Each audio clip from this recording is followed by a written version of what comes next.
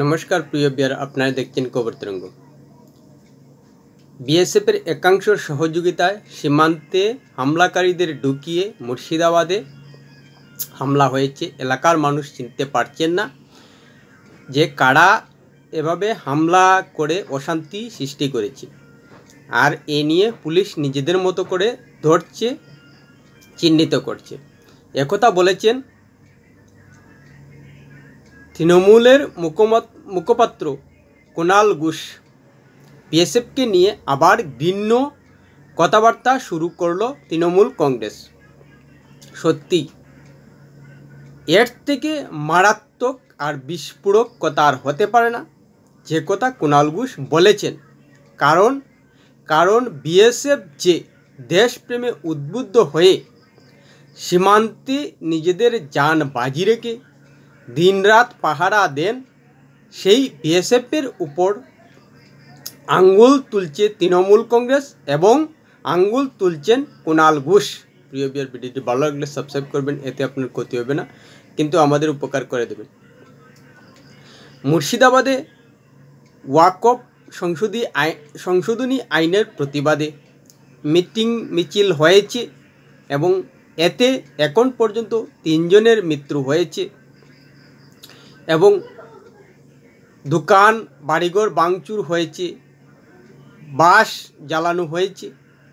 আর এমন অশান্তির কারণে কুণাল ঘোষ সাংবাদিক বৈঠক করে বলছেন যে বিএসএফের একাংশের সহযোগিতায় কী ধরনের চতুরতার ভাষা!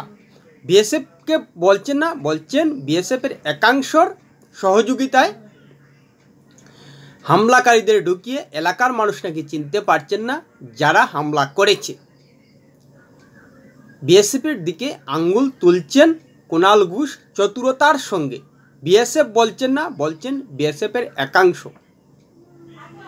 যে বিএসএফ সীমান্তে পাহারা দেয় দিন রাত, এমনকি সীমান্তে টপকে ভারতে প্রবেশের চেষ্টা করলে গুলিতে ঝাঁঝরা করে দেয়। এ নিয়েও বাংলাদেশের সঙ্গে ভারতের কূটনৈতিক সম্পর্ক খারাপ হয়ে রয়েছে, যে সীমান্তে বাংলাদেশিদের বিএসএফ গুলি করে। এ নিয়ে বাংলাদেশের অভিযোগ রয়েছে। এতই কড়া অবস্থানে তাকে বিএসএফ সীমান্তে, সেই বিএসএফের বিরুদ্ধে আঙ্গুল তুলছেন কুণাল ঘোষ। সেই কুণাল ঘোষকে বিএসএফের তরফ থেকে সোজা ডেকে পাঠানো উচিত এবং তার কাছ থেকে কড়া জবাবদিহি চাওয়া উচিত যে কেন আপনি একথা বলেছেন, তথ্য প্রমাণ দিন, না হলে বিএসএফ তার মতো করে আপনার বিরুদ্ধে ব্যবস্থা নেবে। একেবারে যথার্থভাবেই কুণাল ঘোষকে সামনে এনে জবাব চাওয়া উচিত বিএসএফের। কারণ বিএসএফকে নিয়ে কোনো ধরনের প্রশ্ন কোনো রাজ্যে উঠে না,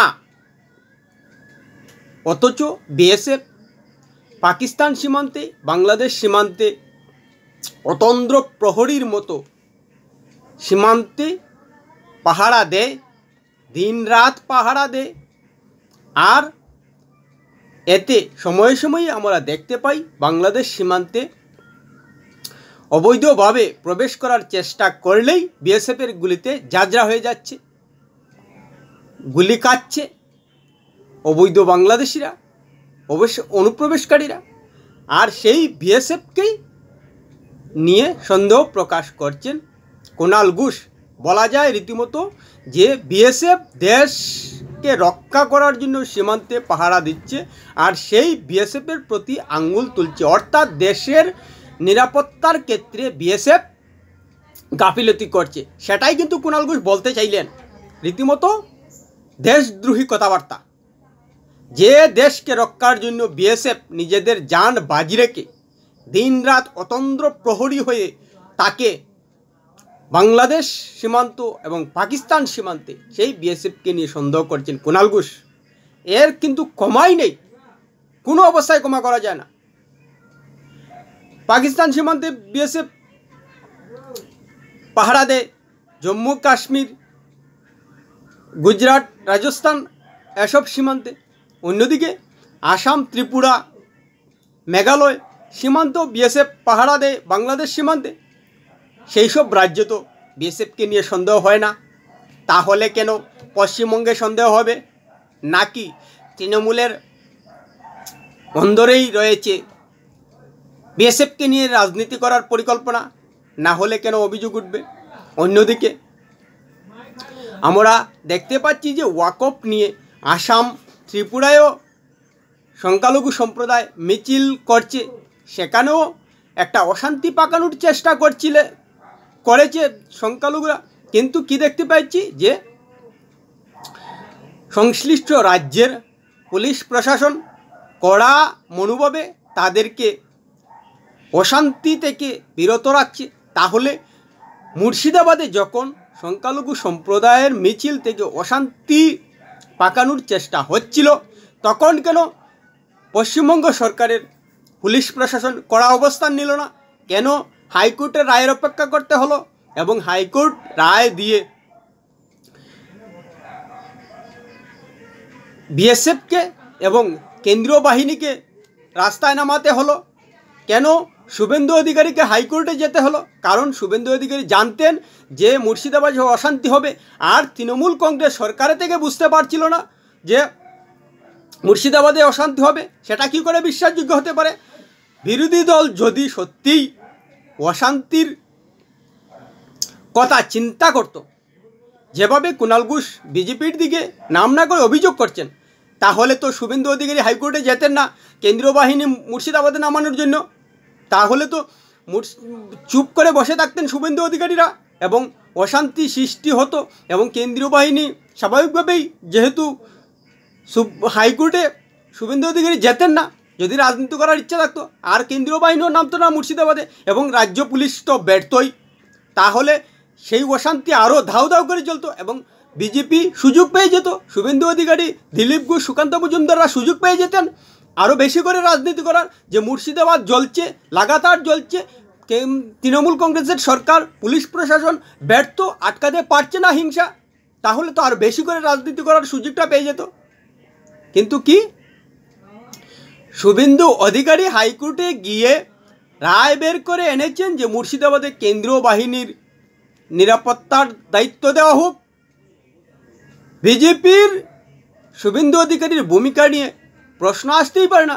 তিনি জানতেন যে মুর্শিদাবাদে অশান্তি হতে পারে, তিনি হাইকোর্টে গিয়েছেন। বিরোধী দলের দলনেতা হিসেবে শুভেন্দু অধিকারী বুঝতে পারছেন যে মুর্শিদাবাদে অশান্তি হতে পারে, আর তৃণমূল কংগ্রেস নিজের পুলিশ প্রশাসন, গোয়েন্দা বিভাগ থাকা সত্ত্বেও মুর্শিদাবাদে অশান্তি হবে বুঝতে পারছে না। সেটা বিশ্বাসযোগ্য হতে পারতে, এটার কিন্তু উত্তর দেওয়া উচিত কুণাল ঘোষের।